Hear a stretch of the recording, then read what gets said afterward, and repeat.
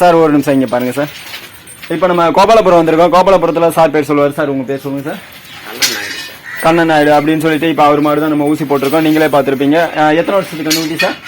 2.5 வருஷத்துக்குள்ள ஆகுது சார். 2 வருஷத்துக்குள்ள ஆகுது அப்படிங்கிற மாதிரி சொல்லியிருக்காரு. அது மட்டும் இல்லாமல் இந்த கண்ணுக்குட்டி யார் சார் போட்டு உருவாக்குனது? யார் போட்டது?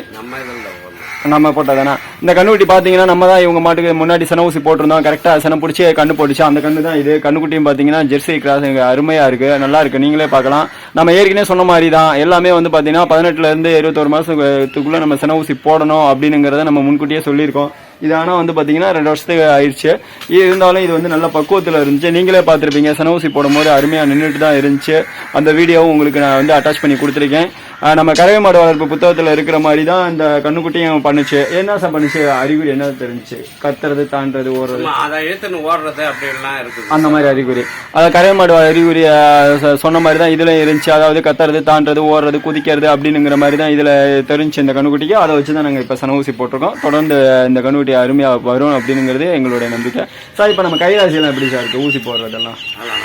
நல்லா இருக்கு. இப்போ நம்ம கைராசி நல்லா இருக்கு அப்படிங்கிறது சொல்லியிருக்காரு சார். வந்து ஒரு மிகப்பெரிய ஒரு செல்வந்தர். இங்கே வந்து கோபாலபுரத்துக்கு ஒரு முக்கியமானவர். சார் கூட பேட்டி எடுத்ததில் நான் மிக்க மகிழ்ச்சி அடைகிறேன். இது வந்து DTGA சேனல், ஜி கோவிந்தரா ஐபத்தா உண்மை சேனல், உங்கள் சேனல். தேங்க்யூ கோவிந்தரா. சார் இதை யூடியூப்ல போட்டுக்கலாம்ல சார்? நாங்கள் யூடியூப்ல தான் போகிறோம். யூடியூப்ல போட்டுக்கலாம் அப்படின்னு சொல்லிட்டாரு. தேங்க்ஸ் ஃபார் வாட்சிங். இப்போ இந்த வீடியோவில் நம்ம கோபாலபுரத்தில் மிஸ்டர் கண்ணன் நாயுடு அப்படின்னு சொல்லிட்டு அவங்களுடைய மாட்டு பண்ணையில் இருக்கிற ஒரு மாட்டை தான் நம்ம பார்த்துட்டு இருந்தோம். அதில் வந்து பார்த்தீங்கன்னா அது சின்ன கண்ணுக்குட்டி தான். கண்ணுக்குட்டியாக இருந்தாலும் 2 வருஷத்துக்கு கண்ணுக்குட்டி உள்ளே தான் இருக்கும் அப்படிங்கிற மாதிரி சொல்லியிருந்தாரு. 2 வருஷத்துக்கு கண்ணுக்குட்டியாக இருந்தாலும் மாடு வந்து என்னென்ன அறிகுறி தெரிஞ்சு அப்படின்னு கேட்கும்போது மாடு தாண்டுச்சு, ஓடிச்சு, குதிச்சுது அப்படிங்கிற மாதிரி சார் சொல்லியிருந்தாரு. அதை நீங்களே கேட்டிருப்பீங்க நேரடி பேட்டியில். நம்ம எப்பயும் போல சொல்கிறதான், சினை பருவத்தில் கரை மாடுகளில் காணப்படும் சில நிகழ்வுகள்னு சொல்லி கறவை மாடு வளர்ப்பு புக்கில் இருக்கு. அதில் இருக்கிற நிகழ்வுகளில் தான் சில இதை தான் உங்களுக்கு நான் சொல்ல போகிறேன். மறுபடியும் இதை வந்து நீங்கள் மெமரியாக கரெக்டாக வச்சுக்கோங்க. அப்போ தான் உங்கள் மாடு இருந்தாலும் சின்ன கண்ணுக்குட்டியாக இருந்தாலும் அது பருவத்துக்கு வரும்போது நீங்கள் கரெக்டான நேரத்துக்கு சென ஊசி போட்டு மாடு சென தங்க வைக்க முடியும் அப்படிங்கிறதுனால உங்களுக்கு இதை மறுபடியும் சொல்லிட்டு இருக்கேன். ஒன்று வந்து பார்த்தீங்கன்னா மாடு அமைதியின்றி காணப்படும். 2வது அடிக்கடி அடிவயிற்றை கத்திக்கொண்டே இருக்கும். 3வது அருகில் உள்ள மாடுகள் மீது தாவுவதோடு காளைகளோ அல்ல மற்ற மாடுகளோ தன் மீது தாவுவதற்கு அனுமதிக்கும். அடுத்து மந்தையாக மாடுகளை மேய்க்கும் போது கூட்டத்தில் இருந்து தனியாக ஒதுங்கி நிற்கும்.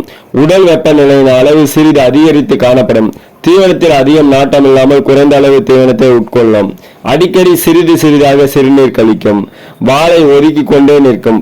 பசுக்களின் பிறப்பு உறுப்பின் வெளி உதடுகள் தடித்தும் வளவளப்பாகவும் சிவந்தும் காணப்படும். கண்ணாடி போன்ற திரவம் பசுவின் பிறப்பு உறுப்பிலிருந்து வலிந்து தொங்கிக் கொண்டிருக்கும். கண்களின் கருவிழி பார்வையானது விரிந்து காணப்படும்.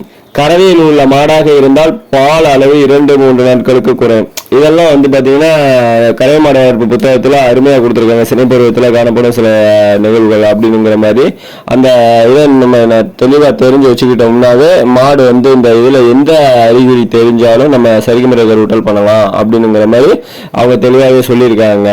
அது மட்டும் இல்லாம இது எதுவுமே நம்ம தனிப்பட்ட கருத்துக்கள் கிடையாது. எல்லாமே கறவை மாடு வளர்ப்பு புத்தகத்துல இடம்பெற்றது அப்படிங்கிறதுனால முன்னாடி சென ஊசி போட்டிருந்தோம். கரெக்டா சென பிடிச்சி கண்மையா இருக்கு, நல்லா இருக்கு. நீங்களே பார்க்கலாம். நம்ம ஏற்கனவே சொன்ன மாதிரி தான் எல்லாமே வந்து பாத்தீங்கன்னா 18 to 21 மாதத்துக்குள்ள நம்ம சென ஊசி போடணும் அப்படிங்கிறத நம்ம அந்த வீடியோவும் உங்களுக்கு நான் வந்து அட்டாச் பண்ணி கொடுத்துருக்கேன்.